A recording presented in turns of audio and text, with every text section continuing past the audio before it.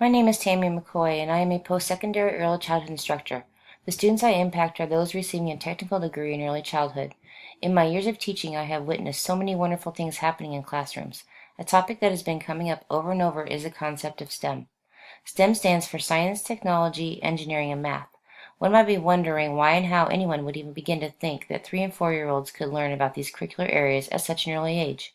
In this presentation, I hope to explain why teaching STEM concepts at an early age is exactly the right time to present them. STEM is not just an acronym, but it's a philosophy. STEM is a pedagogy of integrating academic disciplines across curricular areas as a way to connect learning and forming new knowledge of topics in a way that makes sense. How many times have you been introduced to something new, with no way to connect it to any prior experiences of learning? You may think you are going to remember it, but do you?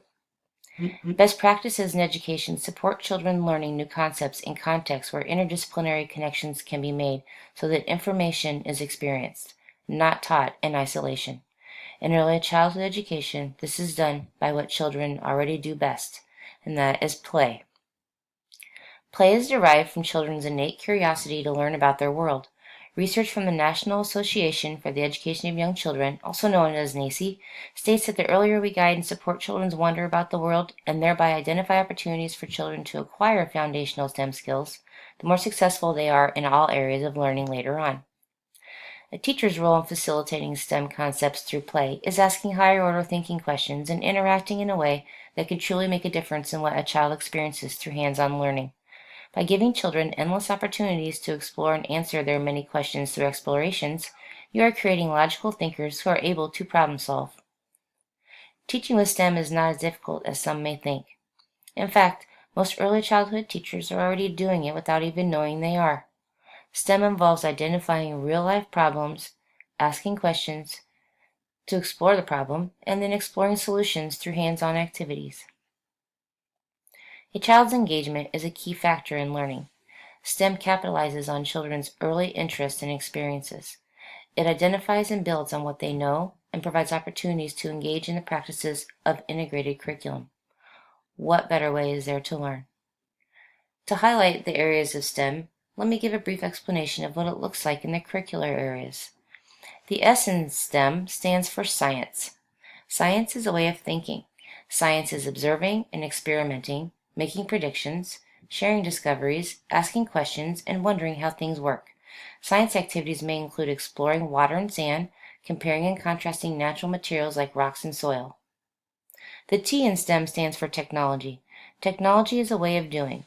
It is using tools, being inventive, identifying problems, and making things work. When you hear the word technology, you might think of computers and smartphones, but in the preschool curriculum, technology refers to using tools and developing fine and gross motor skills such as with scissors.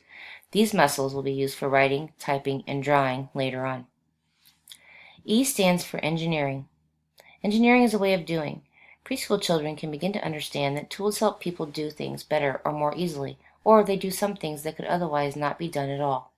It allows children to learn to plan their work, to think visually about how a problem might be solved, and what materials they will need to get the job done. M stands for math.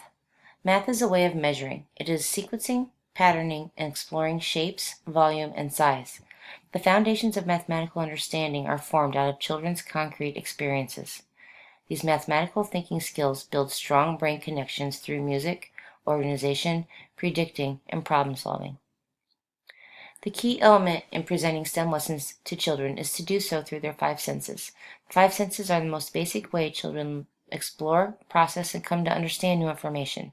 When children learn with all the senses, their brain connections are stronger and their memories last longer. Seeing is our first sense. It allows us to notice color, texture, shape, and movement. The brain looks for patterns to make meaning and is constantly looking for similarities in our environment. Our brains are more likely to remember something when it can make a connection to something it already knows. These visual connections are important for a learner at any age. Hearing helps us gain a sense of our surroundings. It also facilitates communication.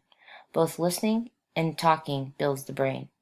These activities have a positive impact on expressive and receptive language, speech patterns, and gross motor skills.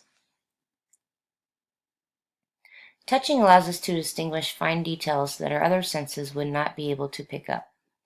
We use our sense of touch to manipulate tools to help us communicate and create. Exploring touch encourages predicting, divergent thinking, memory, and creative thinking by allowing children to learn about their immediate environment. The senses of taste and smell are so tied together that it is almost impossible to explore one without the other. Color and sense work hand in hand to create visual and smell stimulation that generates a positive connection to the nervous system. Sense can improve mental alertness, such as lavender can promote calm and relaxation, where peppermint can wake you up. Incorporating a STEM lesson is very easily done. First, choose a topic that you and your class are curious about. Then, find a book to bring background information and excitement to the topic. Children's literature is a great way to connect an idea that may not be easily explained from the context of a classroom discussion. Next, what objectives will you use to plan on students' learning? Decide on a hands-on activity to present and plan your step-by-step interactions in presenting this lesson to your students. Finally, how will you assess this lesson for mastery of skills? I have provided in this presentation a plethora of information that should help make concrete the idea that STEM should begin in early childhood. There is, however, one last detail in creating successful STEM lessons. This is your excitement about a topic. When you show enthusiasm for learning, so will your students. So let the enthusiasm shine through. There are many ideas on the web for incorporating STEM into your classroom. Search Google and you will see that someone may have already done an activity that has just come up as an interest topic for your students. Use your resources and most of all, have fun.